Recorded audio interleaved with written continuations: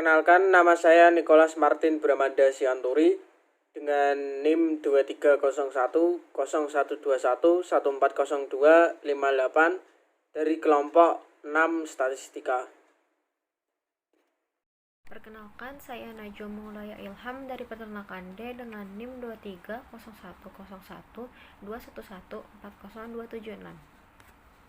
Perkenalkan, nama saya Benediktus Justisio Adriano dengan nomor NIM 230110211402805. Perkenalkan, nama saya Abianto Setia Martin dengan 5 nomor digit NIM terakhir 40277.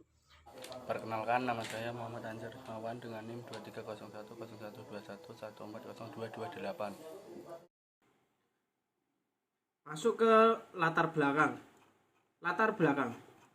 Uji Z adalah suatu uji statistika yang pengujian hipotesisnya didekati dengan distribusi normal.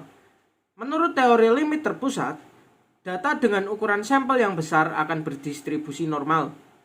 Oleh karena itu, uji Z dapat digunakan untuk menguji data yang sampelnya berukuran besar. Jumlah sampel 30 atau lebih dianggap sebagai berukuran besar. Selain itu, uji Z digunakan untuk menganalisis data yang varians populasinya diketahui. Uji T merupakan statistik uji yang paling sering kali kita temui dalam masalah praktis statistika. Uji T dapat dibagi menjadi dua, yaitu yang pertama uji T yang digunakan sebagai pengujian hipotesis satu sampel, dan yang kedua uji T yang digunakan untuk pengujian hipotesis 2 sampel. Kemudian kita masuk ke bab 2, yaitu pembahasan uji hipotesis Z satu pihak. Uji Z rata-rata satu populasi adalah uji statistik yang digunakan untuk mengetahui apakah suatu populasi memiliki rata-rata yang sama dengan, lebih kecil atau lebih besar dari suatu nilai rata-rata tertentu sesuai dengan hipotesis yang telah ditetapkan. Ini menurut pendapat Wahyu tahun 2013. Dalam uji hipotesis, dilakukan pengujian untuk membuktikan kebenaran dari hipotesa yang dibuat, salah satunya yaitu pengujian statistik inferensia uji Z satu pihak. Uji Z dapat digunakan apabila yang pertama, standar deviasi populasi diketahui. Yang kedua, jumlah sampelnya besar atau lebih dari 30 menurut Ridwan tahun 2017.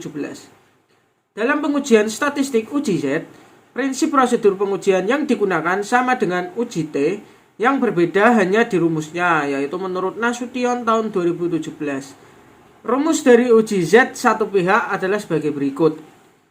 Z0 sama dengan P mikro 1 dikurangi P2 per alpha per akar M. Keterangan yaitu mikro 1 rata-rata sampel 1, mikro 2 adalah rata-rata sampel 2, kemudian alpha sama dengan simpangan baku, kemudian akar N sama dengan banyaknya sampel. Kemudian ada pula kriteria pengambilan keputusan.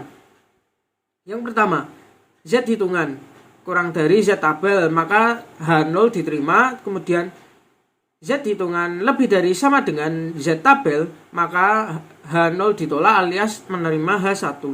Kesimpulannya, pada uji Z pihak 1 ini berisi sebuah pernyataan bahwa hipotesisnya ditolak atau diterima. Uji hipotesis Z dua pihak. Uji Z dua pihak digunakan apabila kedua sampel dinyatakan normal, homogen, serta jumlah sampel lebih dari 30. Pengambilan kesimpulan dilakukan berdasarkan syarat dengan Z hitungan dan Z tabel lebih dari atau kurang dari sama dengan. Alfioni 2016. Dalam uji Z dua pihak diterima H0 jika min Z alpha per 2 kurang dari sama dengan Z hitung kurang dari sama dengan ditambah Z alpha per 2 menurut Mustafa tahun 2017.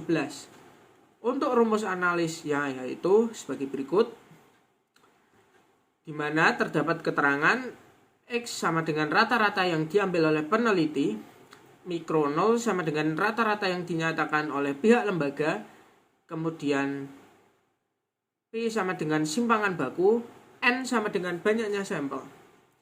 Adapun kriteria pengambilan kesimpulan, yang pertama yaitu Z hitungan kurang dari Z tabel, maka H0 diterima. Kemudian nilai mutlak Z hitungan lebih dari sama dengan Z tabel, maka H0 ditolak alias menerima H1. Kesimpulannya yaitu adalah berisi sebuah pernyataan bahwa hipotesisnya ditolak ataupun diterima. Di sini saya akan membahas uji T sample dependent. Uji T sample dependent dalam hal ini akan digunakan untuk menentukan rata-rata populasi, yaitu dengan membagi populasi tertinggi dan populasi terendah pada kelompok kasus sehingga diperoleh nilai yang akan dijadikan sebagai variabel dependent. Dependent sample t-test atau paired sample t-test adalah jenis uji statistik yang bertujuan untuk membandingkan rata-rata dua kelompok yang saling berpasangan. Kemudian menurut Langi, uji T berpasangan adalah salah satu metode pengujian hipotesis di mana data yang digunakan tidak bebas atau berpasangan. Ciri-ciri yang paling sering ditemui pada kasus yang berpasangan adalah satu individu atau objek penelitian mendapat dua buah perlakuan yang berbeda. Kemudian ada uji T sampel independen.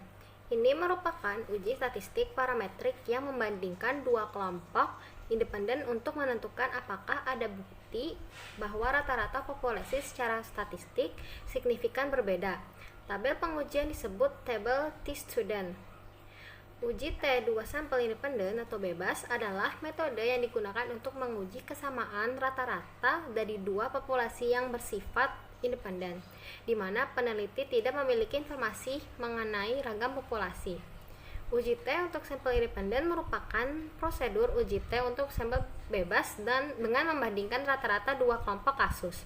Kasus yang diuji bersifat acak. Pengujian hipotesis dengan distribusi T adalah pengujian hipotesis yang menggunakan distribusi T sebagai uji statistik. Ada dua kriteria data untuk uji T sampel independen. Yang pertama itu data untuk dua sampel bersifat independen dan yang kedua sampel acak dari distribusi normal. Oke, contoh soal uji Z satu pihak. Contoh soal yang utama, sebuah pabrik pembuat bola lampu pijak merek A menyatakan bahwa produknya tahan dipakai selama 800 jam dengan standar defisiensi 60 jam. Untuk mengujinya, diambil sampel sebanyak 50 bola lampu. Ternyata diperoleh bahwa rata-rata ketahanan bola lampu pijak tersebut adalah 792 jam. Pertanyaan, apakah kualitas bola lampu tersebut sebaik yang dinyatakan pabriknya atau sebaliknya? Oke, jawab. Yang pertama, kita akan lakukan hipotesis. Hipotesis yang pertama, H0 sama dengan rata-rata ketahanan bola lampu pijak tersebut sama dengan yang dinyatakan oleh pabriknya. Lalu HA tidak sama dengan rata-rata ketahanan bola lampu pijak tersebut tidak sama dengan yang dinyatakan oleh pabriknya. Lalu analisisnya ada di sini dengan tabel ini. Lalu dengan menggunakan tabel 1, maka nilai dari Z0,025 adalah nilai pada perpotongan A baris 0,02 dengan A kolom 0,005 yaitu 1,96. Untuk diketahui bahwa nilai ZA adalah tetap dan tidak berubah-ubah, berapapun jumlah sampel, nilai Z 0,025 adalah 1,96 dan nilai Z 0,05 adalah 1,645 dalam tabel 1. Kriteria pengambilan keputusan jika Z hitung lebih kecil daripada Z tabel, maka H0 diterima. Jika Z hitung lebih besar dari sama dengan Z tabel, maka H0 diterima di HA diterima. Kesimpulan dari contoh soal ini, jadi tidak ada perbedaan yang nyata antara kualitas bola lampu yang diteliti dengan kualitas bola lampu yang dinyatakan oleh pabrik. Uji tes sampel independen. Contoh soal, seorang peternak ingin membuktikan apakah rata-rata tinggi badan sapi yang mengonsumsi susu tambahan lebih tinggi daripada rata-rata tinggi badan sapi yang hanya mengonsumsi susu induk. Untuk menjawabnya, peternak melakukan penelitian dengan mengambil sampel secara acak terhadap 10 ekor sapi yang mengonsumsi susu tambahan dan 15 ekor sapi yang hanya mengonsumsi susu induk. Didapatkan hasil bahwa rata-rata tinggi sapi yang mengonsumsi susu tambahan 140 cm dengan standar deviasi 8 cm, sedangkan rata-rata tinggi sapi yang hanya mengonsumsi susu induk 120 cm dengan standar 5 cm. Ujilah pernyataan tersebut dengan alfa 5%. Penyelesaian perhitungan uji kesamaan varian hipotesis HO bagi ET1 sama ET2 varian tinggi sapi yang mengonsumsi susu tambahan sama dengan varian tinggi sapi yang hanya mengonsumsi susu induk. HI dengan ET1 sama per ET2 varian tinggi sapi yang hanya mengonsumsi susu tambahan tidak sama dengan varian tinggi sapi yang hanya mengonsumsi susu induk. Uji statistik dengan menggunakan uji F hitungan S1 pangkat 2 atau S2 pangkat 2 sama dengan 8 pangkat 2 per 5 pangkat 2 sama dengan 2,56. Daerah krisis HO ditolak jika F hitungan lebih besar sama dengan F tabel. F tabel pembilangan sama dengan N1 kurangi 1 sama dengan 10 kurangi 1 sama dengan 9. Penyebut N2 sama dengan 1, 15 kurang 1 sama dengan 14. A 5% dilihat menggunakan titik persentase F untuk probabilitas 0,05.